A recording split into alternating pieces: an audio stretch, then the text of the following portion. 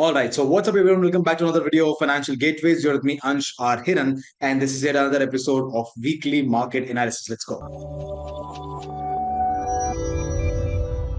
Alright, so weekly market analysis everyone, ऐसी series जहां पर हम हर हफ्ते आकर मार्केट का एनालिसिस करते हैं, देखते हैं कि निफ्टी बैंक निफ्टी के क्या लेवल्स हैं, मार्केट का व्यू क्या है और कौन से ऐसे स्टॉक्स हैं, कौन से ऐसे सेक्टर्स हैं जिनके अंदर चलने का पोटेंशियल है।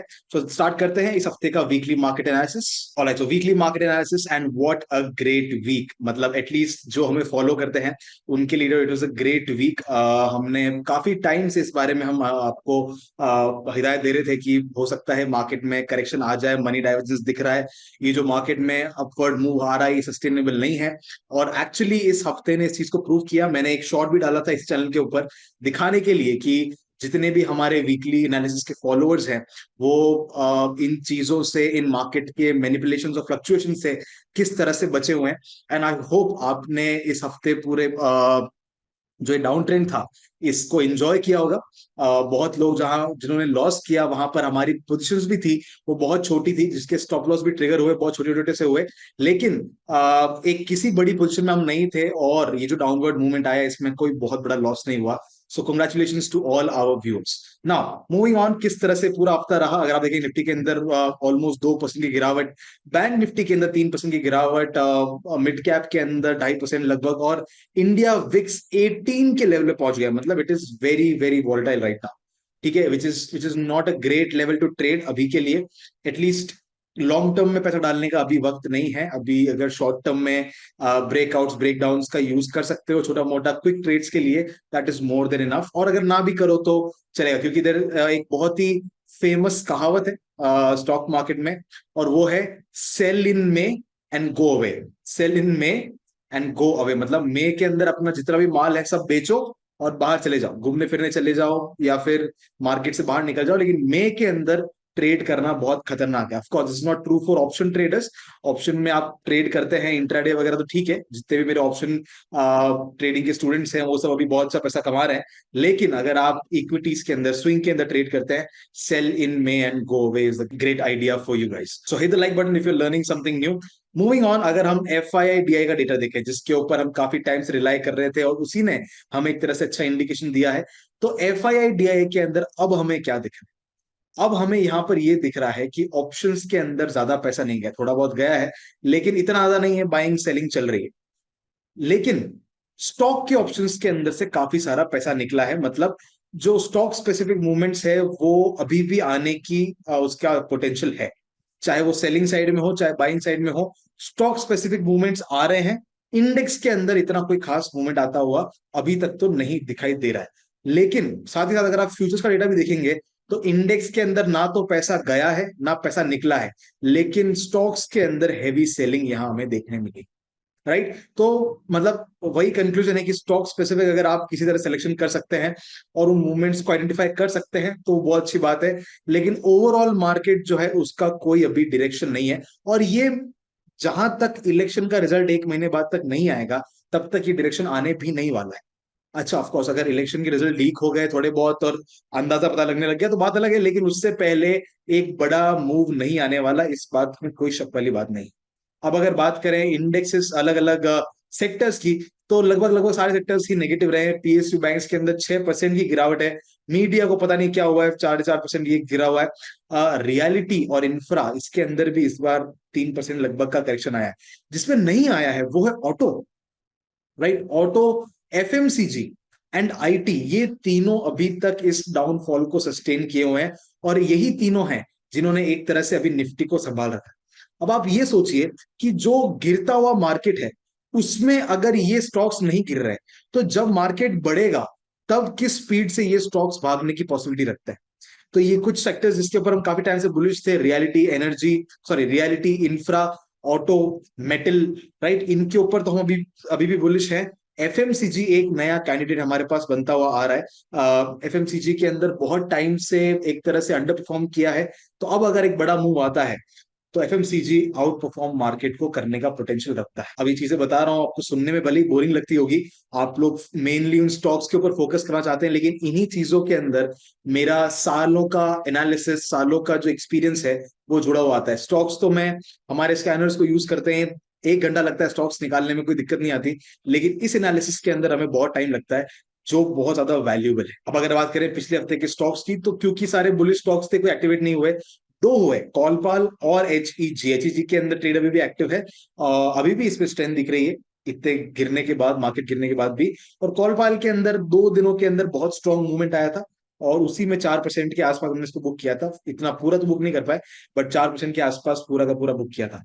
चंबल फर्टिलाइजर, जहां पर ट्रेड एक्टिवेट नहीं हुआ, अभी और नीचे गिरा, लेकिन चंबल फर्टिलाइजर एक अच्छे लेवल पे है बाय करने के, एक अच्छे सपोर्ट लेवल पे है, तो उसको हम अगले हफ्ते नजर रखने वाले हैं। पिछले हफ्ते के जो स्टॉक्स हमारे चल रहे थे, अडानी ग्रीन्स और यूनो मिंडा के अंदर, उसमें भी स्टॉप लॉस हिट हुआ है। यूनो मिंडा के छोटा स्टॉप लॉस था, अडानी ग्रीन्स के अंदर छोटा सा था, तो वो सारे एक्टिवेट हो चुके हैं।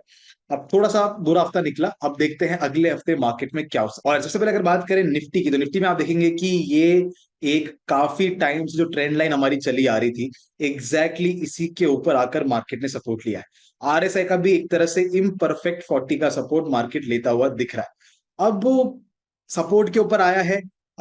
एफआईआई डीआई और ऑप्शन चेन का डेटा भी बता रहा है कि निफ्टी में थोड़ी स्ट्रेंथ है। तो निफ्टी जो है अगले हफ्ते, मुझे नहीं लगता कि इससे ज्यादा नीचे गिरा, क्योंकि ओवरऑल पूरा मार्केट डाउनवर्ड नहीं है, कुछ सेक्टर्स हैं जो निफ्टी को होल्ड किए हुए हैं। तो मुझे लगता है निफ्टी अगले हफ्ते साइडवेज हो सकता है, इन लेवल्स को फॉलो कर चलेगा, 22,120, 22,300, 22,500, इन लेवल्स के ऊपर मार्केट चल सकता है। लेकिन इससे ज्यादा गिरावट मुझे दिखती नहीं है। अगर नीचे गिरा तो भी 21,870 का एक बॉटम बन सकता है, नीचे की तरफ ये सपोर्ट जोन है, यहाँ पर आ सकता है, लेकिन इतना मुझे नहीं लगता आएगा। निफ्टी के ऊपर मैं फिर भी थोड़ा सा साइडवेज टू बुलिश हूँ। और ये जो एक रेंज चली आ रही है मार्केट की, इसी के अंदर मार्केट अगले हफ्ते भी परफॉर्म करना चाहिए। बट अगर दूसरी तरफ बात करें बैंक निफ्टी की, तो बैंक निफ्टी के अंदर अभी भी वीकनेस है। ओके, बैंक निफ्टी के अंदर थोड़ी वीकनेस अभी भी है। एक आध दिन का डाउनवर्ड मूवमेंट का पोटेंशियल अभी भी है। अगर आप देखेंगे तो ऊपर की तरफ भी एक सेम रेंज है, नीचे की तरफ भी एक ट्रेंड लाइन है, इसी के अंदर बैंक निफ्टी निफ्टी दोनों अभी मूव कर रहे हैं। और इलेक्शन तक मुझे लगता है इसी रेंज के अंदर चलेंगे, टॉप पे आएगा सेल करेंगे, वापस नीचे आएगा वापस बाय करेंगे। इस तरह के छोटे छोटे मूव्स हमें देखने मिल सकते हैं। लेकिन बैंक निफ्टी के अंदर बैंक ऑफ बड़ौदा है, कोटक बैंक है, एचडीएफसी, इनके अंदर सेलिंग बहुत ज्यादा हुई है, बहुत हाई वॉल्यूम के साथ सेलिंग हुई है। तो थोड़ा वीकनेस मुझे बैंक निफ्टी का दिख रहा है, और एक भी ग्रीन कैंडल नहीं इतने दिनों में, थोड़ी वीकनेस इसमें दिख रही है। हो सकता है निफ्टी के साथ थोड़ा सा ये भी अपवर्ड आ जाए, लेकिन ये मुझे अगले हफ्ते थोड़ा साइडवेज टू बेरिश लग रहा है। तो इसके अंदर मैं कोई बड़ा ट्रेड लेने से बचूंगा बैंक निफ्टी के अंदर। अगर अगर ले तो हो सकता है 40 का सपोर्ट ले ले यहाँ पर आरएसआई का, और यहाँ पर कोई बुलिश कैंडल बना के ऊपर जाने का पोटेंशियल लगता है। लेकिन अगर मुझे इस तरह का मूव लेना ही है, तो I would prefer Nifty over bank Nifty in this case. अब अगर बात करें कुछ स्टॉक्स की, तो पहला स्टॉक जो हमारे रडार में आता है वो है निफ्टी सेल्फ। निफ्टी के अंदर आप देखेंगे तो ये 20 मूविंग एवरेज के ऊपर, हमारी स्ट्रैटेजी के ऊपर आया है, वीकली चार्ट के ऊपर, और डेली के ऊपर एक सपोर्ट लेवल के आसपास आया है। आरएसआई 40 का सपोर्ट ले रहा है। इसका मतलब है कि अगर ये ट्रेड एक्टिवेट होता है, निफ्टी के अंदर एक अपवर्ड पोटेंशियल हमें दिख सकता है। और इसी के साथ साथ सेम चीज हो रही है बैंक निफ्टी के अंदर भी, 20 मूविंग एवरेज का सपोर्ट है। यहां पर एक ट्रेंड लाइन का जो ये लेवल था, इसी के पास आके ये सपोर्ट ले रहा है।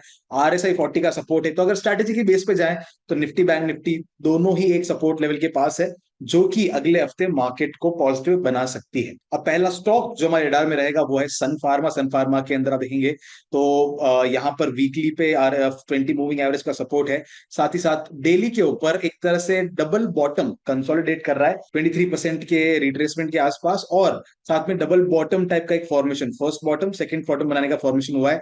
साथ ही साथ यहाँ पर एक आरएसआई का रेंज शिफ्ट हमें यहाँ पर दिख रहा है।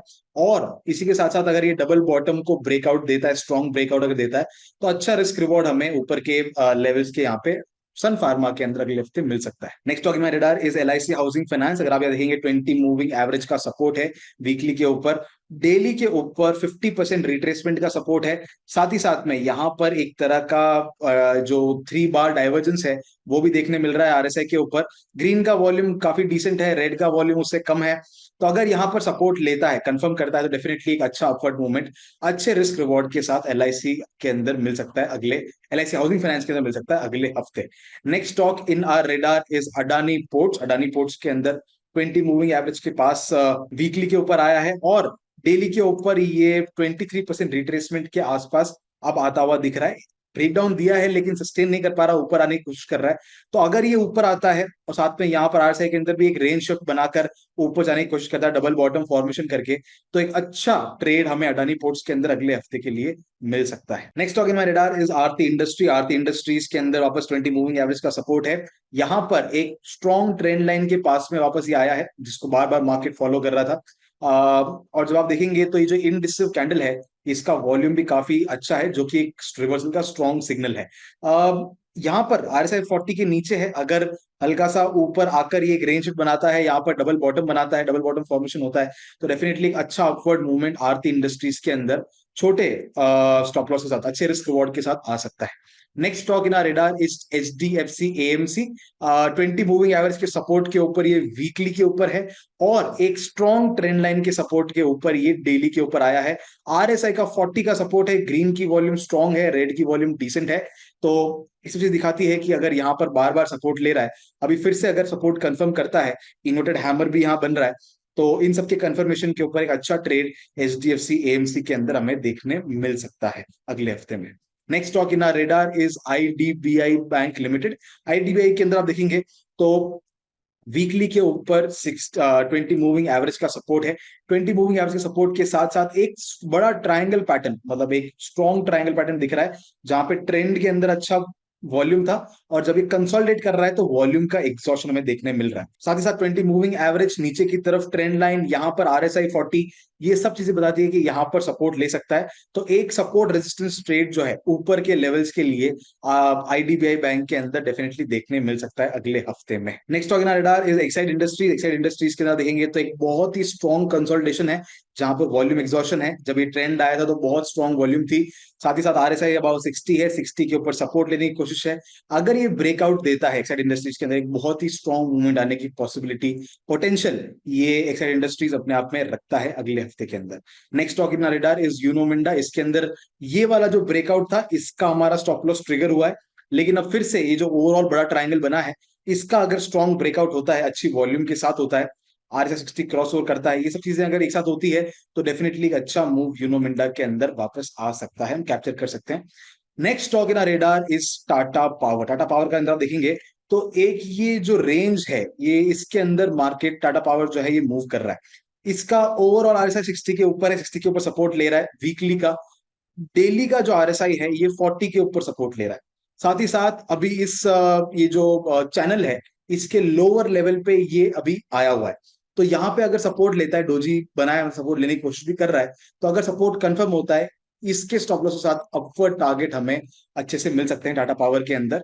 तो ये एक अच्छा ट्रेड अगले हफ्ते के लिए हो सकता है। Next stock in radar is ONGC। ONGC के अंदर आप देखेंगे तो काफी टाइम से कंसोलिडेशन चल रहा था इस रेंज के अंदर, लोअर रेंज अपर रेंज, लोअर रेंज अपर रेंज, इस तरह से मार्केट घूम रहा है।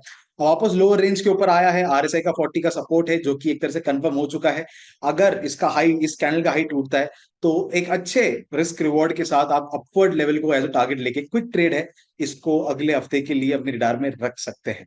And the last stock for today is REC limited for this week. REC limited, REC के अंदर हमने इस चैनल को ट्रेड किया था, अगर आपको याद होगा इस लेवल पे पहले हमने सपोर्ट का ट्रेड लिया था, उसके बाद चैनल ब्रेकआउट का ट्रेड लिया था और एक बहुत ही वाइल्ड मूवमेंट हमें देखने मिला था। आई होप आपको ये याद होगा। एंड ये जब हो गया, अब मार्केट वापस थोड़ा रेस्टिंग मोड में आया है, कंसोलिडेशन मोड में आया है। अब अगर मैं इन सब चीजों को जो तुमने पहले ट्रेड लिए थे इनको हटा भी दूं तो भी आपको दिखेगा कि भाई एक तरह से छोटा सा डेली का cup and handle, which doesn't make any sense, but ठीक है, एक तरह का उस तरह का पैटर्न बन रहा है जिसका ब्रेकआउट हुआ और अब ये रीटेस्ट करने आया है। रीटेस्ट करने आया है और यहां से वापस एक अपवर्ड मूवमेंट का पोटेंशियल यहां पर है। RSI का भी 60 सपोर्ट है। अगर ये सब कुछ कंफर्म होता है तो डेफिनेटली REC लिमिटेड के अंदर एक अच्छा मूवमेंट इस लेवल का सपोर्ट लेकर आ सकता है छोटे स्टॉप लॉस के साथ। तो वेल, ये था अगले हफ्ते के मार्केट का हाल और कुछ स्टॉक्स जिसके ऊपर हम नजर रखने वाले हैं। अब आई नो ये वाला हफ्ता, पिछला हफ्ता थोड़ा अच्छा नहीं गया, एंड जो हमारा अंदाजा था उससे कहीं अच्छा करेक्शन मार्केट के अंदर आया। And congratulation to the entire my financial gateways community कि आप लोग इस सपोर्ट कर रहे हैं और आप लोग इन चीजों को फॉलो कर रहे हैं। मुझे कुछ DMs भी आए थे इस हफ्ते की, सर हम आपकी वजह से ये जो हमने ट्रेड लिए थे छोटी क्वांटिटी में तो बच गए हम लोग, और बड़ी पोजीशन से बच गए। बहुत सारे एक्सपर्ट्स आकर बोल रहे थे, बहुत सारे चैनल टेलीग्राम चैनल वाले बोल रहे थे इनको बाय कर लो, इनको बाय कर लो, सबके स्टॉप लॉस ट्रिगर हुए, लेकिन उस मार्केट आउटलुक की वजह से हम बच गए। सो एंड आई थिंक इससे बेटर चीज, इससे बेटर अचीवमेंट मेरे लिए नहीं हो सकता कि मेरी वजह से या हमारे इस पूरे एफर्ट की वजह से आपका लॉस होने से किसी तरह से बच पा रहा है। और यही हमारी एफर्ट रहती है। अगर आप पहली बार इस चैनल को देख रहे हैं, पहली बार वीकली एनालिसिस को भी देख रहे हैं, तो welcome to the team, welcome to the community.